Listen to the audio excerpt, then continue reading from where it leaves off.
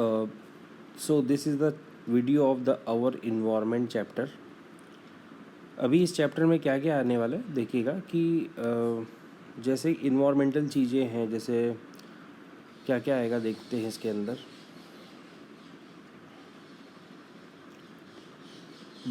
हाँ, ये question important है। जैसे बायोडिग्रेडेबल, नॉन बायोडिग्रेडेबल क्या होता है? जो डिकम्पोज हो जाए उसको बोलते हैं बायोडिग्रेडेबल, और जो डिकम्पोज ना हो उसको बोलते हैं नॉन बायोडिग्रेडेबल।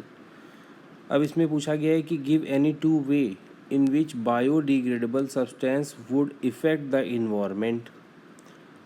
एक्चुअली बायोडिग्रेडेबल तो वैसे डिकम्पोज हो सकता है, लेकिन जब वो कहीं एक जगह पर रखा जाएगा तो वो बहुत ज़्यादा कचरा, जैसे कि अगर हमारे आसपास सोसाइटी के आसपास या कहीं पर भी बहुत सारा कचरा इकट्ठा है तो उसमें से क्या क्या प्रॉब्लम्स होती हैं, जैसे कि मक्खियाँ, मच्छर वहाँ पैदा होते हैं जो दूसरी बीमारियों का भी कारण बनते हैं। पहला वजह ये थी। दूसरी वजह कि बैड स्मेल, अमोनिया या कुछ ऐसे कीड़े, ये भी सब डेवलप होते हैं आसपास, यानी एयर पोल्यूशन भी आप उसको कह सकते हैं। तो ये कुछ वजह हैं। तो ये बायोडिग्रेडेबल सब्सटेंस से कॉज होती है। इसके बाद नॉन बायोडिग्रेडेबल से जैसे कि हमारा सॉइल पोल्यूशन पहली वजह, जैसे कि जो बायोडिग्रेडेबल नहीं होंगे वो पड़े रहेंगे, जैसे प्लास्टिक हो गया या कुछ कांच हो गया, बहुत सारी ऐसी चीज़ें हैं जो डिग्रेड नहीं होंगी, तो वो हो गया। और उससे उसको जलाएंगे अगर तो कई बार एयर पोल्यूशन भी हो सकता है, तो ये भी हो गया है ना। तो ये दो वजह हो गई इसके लिए। अब आता है इकोसिस्टम। इकोसिस्टम मतलब जिसमें दो कंपोनेंट हों, बायोटिक कंपोनेंट और अबायोटिक कंपोनेंट, तो दोनों को मिलाकर बनता है इकोसिस्टम, क्योंकि बायोटिक अबायोटिक से इंटरेक्ट करता है, तो ये हो जाएगा। अब बायोटिक कंपोनेंट में जो मतलब मेंबर्स होंगे उन्हें हम लोग एक सिस्टम में रखते हैं, जैसे उनको हम चैन बोलते हैं या फूड चैन, या एक जो हायरार्की सिस्टम होता है उस तरीके से रखा जाता है उनको। इसमें दो प्रकार के सिस्टम बनेंगे, डेट्रीवोरस और प्रोड्यूसर्स, जो फूड चैन होती हैं। जैसे कि अगर वो मतलब कि प्रोड्यूसर से स्टार्ट है, तो वो नॉर्मल फूड चैन होगी, और अगर वो डिकम्पोज़र से स्टार्ट है, याद रखना, तो उसको डेट्रीवोरस फूड चैन कहते हैं। अब इसमें जो यहाँ पर फूड चैन और फूड वेब में जो रूल समझाया जाएगा वो, जैसे कि ये एक सिस्टम, यहाँ जो ट्रायंगल है, पिरामिड जो दिखाया जा रहा है, ये पिरामिड, इसमें प्रोड्यूसर से जो फूड प्रोड्यूस होता है वो कंज्यूमर 1 तक पहुँचता है, फिर वो सेकेंड लेवल तक पहुँचता है, फिर वो थर्ड लेवल तक पहुँचता है। अब ये जब ट्रांसफ़र होता है तो इसमें से केवल 10% ट्रांसफ़र होता है टोटल वाले का। फिर जैसे कि पहले वाले में 1000 जूल एनर्जी है, तो उससे ऊपर वाले में कितनी जाएगी? केवल 100। ये आप सोचिए। फिर उसके ऊपर केवल 10, फिर उसके ऊपर केवल 1, ऐसा सिस्टम होता जाएगा। 90% एनर्जी वो खुद कंज्यूम कर लेता है, तो उसको बोलते हैं 10% लॉ। तो ये बहुत ही क्लियर चीज़ है। एक क्वेश्चन इसमें से और अराइज होता है कि अगर एक लेवल के जो इसको बोलते हैं ट्रॉपिक लेवल, जैसे टी, ये सब टी हैं, जैसे T1, T2, T3, T4 ऐसे। अब कोई भी एक टॉपिक लेवल अगर निकल जाए, जैसे प्राइमरी कंज्यूमर नहीं रहे, मान लीजिए सारे प्राइमरी कंज्यूमर हटा दिए जाएँ या मर जाएँ, तो उसका फूड चेन पे क्या इफ़ेक्ट पड़ेगा? तो उसका फूड चेन पर ये इफ़ेक्ट पड़ेगा कि प्रोड्यूसर्स की जो संख्या है वो बढ़ती रहेगी, बढ़ेगी और ज़्यादा बढ़ेगी, ज़्यादा प्रोड्यूसर हो जाएंगे। और जो सेकेंडरी कंज्यूमर हैं, अब इनको, जैसे कि अगर एक घास, हिरन और शेर की बात की जाए, और हिरन मर जाए, मतलब हिरन नहीं है वहाँ पे, तो अब क्या होगा? शेर किसको खाएगा? घास तो खाएगा नहीं, तो शेर तो कमज़ोर हो जाएगा और मर जाएगा, और घास है वो बहुत ज़्यादा बढ़ जाएगी। तो ये कहते हैं कि मतलब उससे जो नियर बाई उसके पहले वाले हैं वो बढ़ जाते हैं, और जो उसके बाद वाले हैं वो मर जाते हैं क्योंकि उन तक फूड नहीं पहुंच पाता। तो ये एक सिंपल सी बात मैंने बताई, एनर्जी ट्रांसफ़र को लेके बताई। और किसी भी फूड चेन में जो प्राइमरी मतलब जो होंगे, जो जिनसे स्टार्ट होगी फूड चेन, वो ऑलवेज प्रोड्यूसर्स होंगे।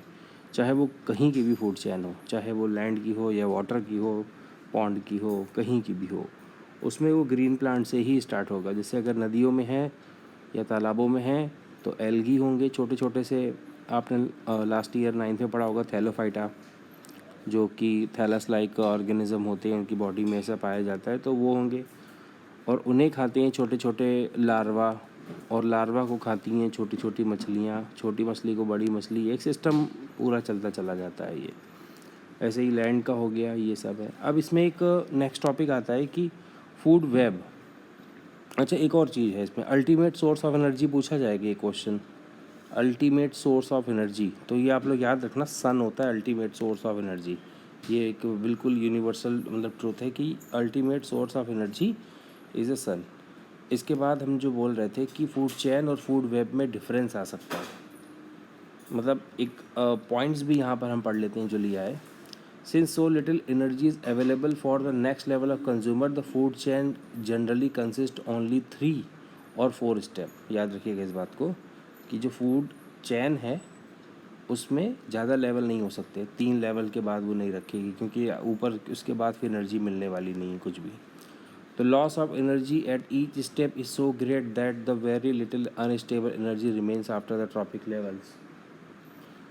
देर are generally greater number of individual at the lower trophic levels. जैसे आप नीचे देखते जाएंगे, जितना नीचे जाएंगे तो ये नंबर ऑफ ऑर्गेनिज्म बढ़ते जाएंगे। जैसे एक बात बताइए, जैसे मास इसको बोलते हैं, मास इसको बोलते हैं मास में, पिरामिड का मास। तो मास में क्या होगा, नीचे वाले ज़्यादा ही होंगे ना। जैसे थैलोफाइटा, अगर हम घास की बात करें तो घास ज़्यादा है कि हिरन ज़्यादा है कि शेर ज़्यादा है, कंपेयर करिए। बायोमास में ज़्यादा कौन होगा, सबसे नंबर 1 में सबसे नीचे वाला ज़्यादा होगा, घास ज़्यादा होगी। फिर उसको खाने वाले हिरन, हिरन कई सारे होंगे, पर वहाँ पर हो सकता है शेरों की संख्या 2 या 3 ही हो केवल। तो एक इस तरीके का सिस्टम चलता है। अब ये ऐसा क्यों हो रहा है, वही वजह जो मैंने आपसे अभी बताई कि जो जितना ऊपर जाएंगे तो एनर्जी कम पहुँचेगी, जैसे जैसे कम पहुँचेगी एनर्जी, तो इसी वजह से ऊपर वालों की नंबर भी डिसाइड हो जाएगा ना, कम ही लोग रहेंगे। हम ये नहीं कह रहे कि वो पहले बहुत थे और वो मर गए, नहीं, ऐसा नहीं हुआ। वो उस लेवल से प्रोड्यूस ही नहीं होंगे, वो उतने होंगे ही भी नहीं कभी वहाँ पे। मतलब उस तरीके से अगर देखा जाए, इंसान अगर मान लो सबसे ऊपर के ट्रॉपिक लेवल पे अगर आप ह्यूमन को रखोगे, तो आप ये सोच लीजिए प्लांट्स बाकी एनिमल्स के कंपेयर में ह्यूमंस की काउंट कम है, ये आप याद रखिए। हाँ, अब आप ये बस सोचना कि शेरों की काउंट में तो ह्यूमन बहुत ज़्यादा है, नहीं, ऐसा वाला कंपेयर नहीं कर रहा हूँ मैं। आप एक ऐसी फूड चेन बनाइए जिसमें ह्यूमन उसको फॉलो करता हो, या ह्यूमन पे वो ख़त्म होती हो आके, फिर ह्यूमन के बाद डिकम्पोजर होंगे, आई एग्री। बट कोई ऐसी फूड चेन बताइए जिसमें ह्यूमन लास्ट का मेंबर होगा। वैसे ह्यूमन तो ओमनीवोरस है, वो कुछ भी खा सकता है, पर ऐसा मान लीजिए जैसे कि हम लोग खेतों का सामान खाते हैं, है कि नहीं, या हम लोग चलिए मान लीजिए कि कोई मुर्गी या हैन या ऐसा कुछ भी खाते हैं, बकरी वगैरह, तो ये हमसे कम, मतलब हम लोगों से तो ये ज़्यादा ही होते हैं। और फिर उसके बाद पोल्ट्री फार्म में देखिए मुर्गियाँ कितनी ज़्यादा पाली जाती हैं, बकरियाँ ये सब कितनी ज़्यादा होती हैं। तो लास्ट में ह्यूमन कम ही है, मतलब उनके कंपेयर में नंबर ऑफ में देखा जाए तो कम ही है। खैर, ये एक अलग बात है, ये इस तरीके से मत लिखना स्कूल में। जो यहाँ पॉइंट लिखा है बिल्कुल बस इसको ऐसे ही लिख के आना है, ये वाला स्पेसिफिक पॉइंट। उसके बाद आगे बोलता है length and the complexity of the food chain vary. हाँ, वो मैंने बताया आपको कि हर एक फूड चेन का लेवल ऐसा ज़रूरी नहीं है कि सेम ही हो। Each organism is generally eaten by 2 और more other kinds of organism which in turn are the eaten by the several other organism. ये फूड वेब की बात कर रहा है। So instead of straight line food chain, the relationship can be shown as series of branches lie in called food web। ये मतलब इसमें options होते हैं कि जैसे कि ये रहा स्नैक, अब इस स्नैक को ये भी खा सकता है, ये भी खा सकता है, ठीक है। ये जैसे चूहा, तो चूहे को ये भी खा सकता है, चूहे को ये भी खा सकता है, चूहे को ये भी खा सकता है। ऐसे मल्टीपल ऑप्शंस होंगे, बिल्कुल होंगे, यस। तो इस तरीके की चीज़ों के लिए मैंने ये आपको बताया।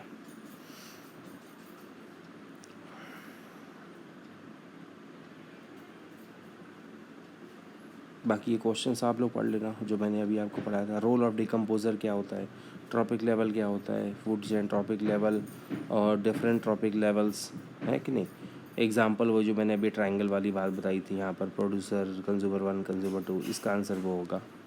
How do our activities affect the environment.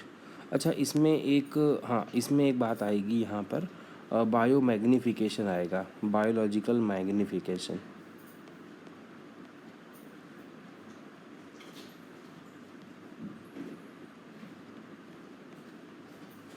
ये बायोलॉजिकल मैग्नीफिकेशन क्या होता है कि जैसे हमने खेतों में, ये ह्यूमन एक्टिविटी के ही अंदर आएगा, हमने खेतों में पेस्टिसाइड डाले, फंगीसाइड डाले, इंसेक्टिसाइड डाले। खेतों में आजकल फसल को बचाने के लिए, कीड़े मारने के लिए हम लोग कुछ केमिकल का यूज़ करते हैं।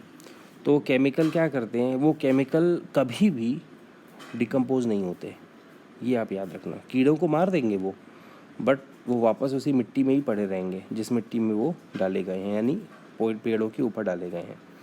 अब जब बारिश होगी तो क्या होगा कि वो पानी के साथ मिक्स हो जाएंगे, उसको लीचिंग कहते हैं, और फिर वो धीरे धीरे धीरे धीरे पहुँचते पहुँचते नदियों में, तालाबों में तक पहुँच जाएगा उनका पानी। अब वो पेस्टिसाइड्स क्या होंगे कि जैसे पहले वो पानी में जाएंगे तो उनको ग्रीन एल्गी के साथ उनको मिक्स हो जाएंगे, छोटे छोटे प्लांट होते हैं उनमें मिक्स हो जाएंगे वो। अब उन प्लांट्स को छोटे कीड़े खाएंगे, कीड़े को छोटी मछली खाएगी, मछलियों को बड़ी मछली खाएगी, ऐसे सिस्टम बढ़ता चला जाएगा, बढ़ता चला जाएगा। अब जैसे जैसे बढ़ेगा वो, ये भी आप बात याद रखना, जैसे कि वो छोटे से एक ऐसे, ये कोई कीड़े में आए, मान लीजिए ये कोई प्लांट है कीड़ा, अब इसको खाया किसी और ने, तो जो उसका लेवल है, ये देखो, ये कीड़ा जो ये वाला है नंबर 1 जो मैंने लिखा है, ये देखो नंबर 1 लिख रहा हूँ, ये एक ज़रूरी थोड़ी नहीं ये एक कोई खाएगा, ये एक और भी खाएगा। जैसे हम लोग हैं, क्या एक ही दिन खाना खा के रुक जाते हैं क्या? नहीं, हम रोज़ खाना खाते हैं। उसी तरीके से ये भी रोज़ खाना खाएगा, तो जितनी बार खाएगा खाना उतनी बार उसके अंदर पेस्टिसाइड वो जाता जाएगा, यानी उसने बहुत सारा पेस्टिसाइड अपने अंदर इकट्ठा कर लिया।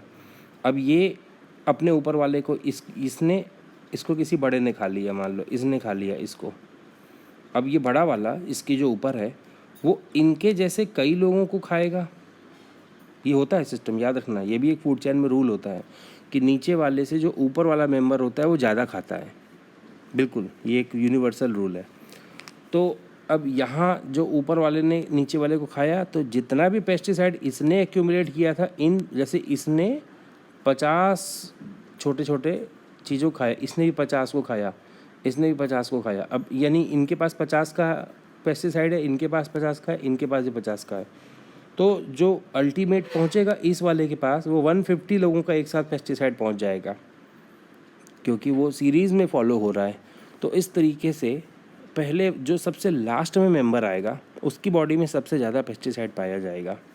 अब आप बोलोगे उसको क्यों नहीं इफ़ेक्ट कर रहा है? नहीं कर सकता है, ज़रूरी नहीं है कि उसको कर रहा है वो इफ़ेक्ट वो।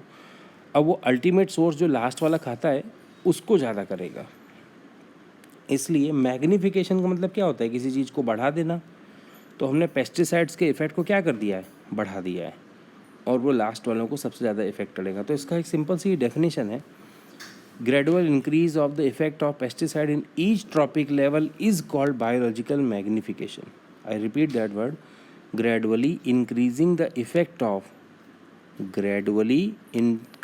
the effect of harmful chemical substance, accumulation भी कह सकते हो इसको, रिप्लेस कर दो पहले वर्ड को, accumulation of the harmful substance like pesticide in the each tropic level will be increased, and it will affect mostly to the last member of the food chain.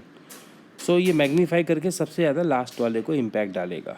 तो आप इतना ही लिख के आना, ये डेफिनेशन एकदम परफेक्ट है। Ozone layer and it's depletion. Ozone पता ही होगा, 3 मॉलिक्यूल ओ के मिला के ओजोन बनाते हैं। यूवी रेडिएशन से हमको ये बचाता है। CFC क्लोरोफ्लोरोकार्बन इसके लिए हार्मफुल है, बहुत ही ज़्यादा हार्मफुल चीज़ है जो किल कर देती है। मतलब वो हटा देती है ओजोन को, और वो अंदर गर्मी वहाँ से ज़्यादा आती है, ओजोन यूवी रेडिएशन अंदर ज़्यादा आता है तो ग्लोबल वार्मिंग होती है, बहुत सारी चीज़ें होती हैं, वो सब आप जानते होंगे, जनरल टॉपिक है। गार्बेज और वी प्रोड्यूस, जो हम गार्बेज प्रोड्यूस करते हैं उसकी बात चल रही है यहाँ पे। अब गार्बेज हमने वो पहले भी सुना था ना अभी, बायोडिग्रेडेबल, और उसको ठीक तरीके से, जैसे डिस्पोजेबल सिस्टम जो होता है गार्बेज को सही तरीके से आजकल गीला कचरा सूखा कचरा अलग अलग रखने के लिए बोला जा रहा है, तो वो सारी बातें हैं। और भी कुछ मेथड्स हैं जो आप जैसे जनरली आप पढ़ ही लेंगे, इसमें बायोलॉजी के लिए ज़्यादा ऐसे कुछ ज़रूरी नहीं है टॉपिक। अब आप एक काम करिएगा, बस इस क्वेश्चन सॉल्व कर लीजिए, ये सारे क्वेश्चन सॉल्व कर लीजिए, और कोई भी डाउट हो आप मुझे पर्सनली व्हाट्सएप भी कर सकते हैं, मुझे गूगल क्लासरूम में भी स्ट्रीम में ये क्वेश्चंस डाल सकते हैं जो आप नहीं आएंगे, जो आपको इन क्वेश्चंस को अगर आपने लगा लिया ना तो ये 100% ये चैप्टर आपको तैयार हो जाएगा। बाकी आपको अंदर पढ़ने की भी ज़रूरत नहीं है, उसके बाद पहले ये क्वेश्चंस ध्यान से सारे क्वेश्चंस लगा दीजिए, फिर उसके बाद आप लोगों को अगर कोई डाउट हो तो आप मुझे कम्युनिकेट करिए। Okay, thank you.